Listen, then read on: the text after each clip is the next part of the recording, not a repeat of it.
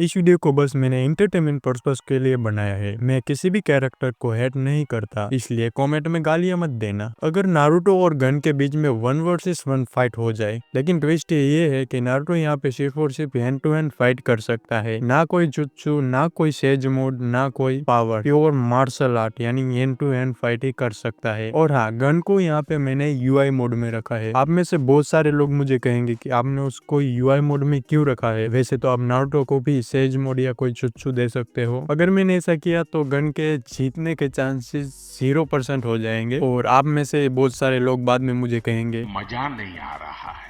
Gun इधर पे fight कर रहा है, बाद में पता चलता है कि नारुतो ने अपना एक साइडो क्लोन गन से फाइट करने के लिए भेज दिया है। इसमें तो गन का तो कट ही जाएगा ना, इसलिए मैंने गन को यूआई मोड के साथ और नारुतो को कोई पावर नहीं दी, वो बस मार्शल आर्ट को ही यूज कर सकता है। वैसे गन भी अपना मार्शल आर्ट ही यूज करता है, वो कोई पावर यूज नहीं करता।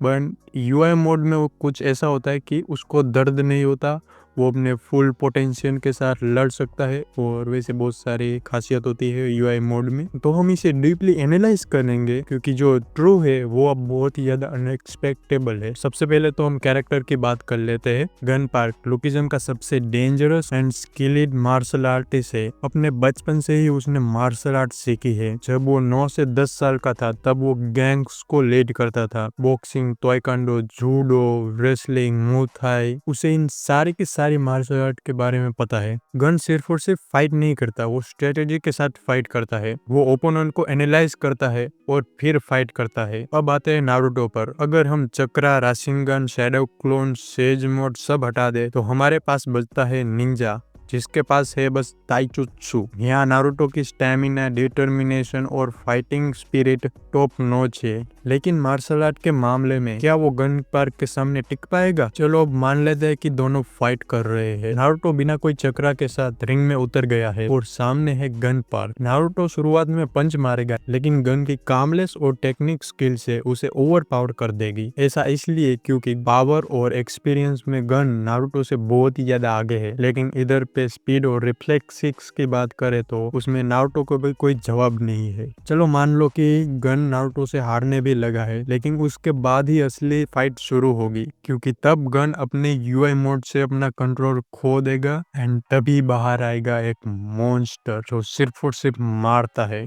एंड मुझे तो नहीं लगता कि नारुतो उससे फाइट कर पाएगा। तो नारुतो गन पार्क को हरा पाएगा? Answer no. गन पार्क का मार्शल आर्ट लेवल नारुतो से बहुत ही ज्यादा ऊपर है।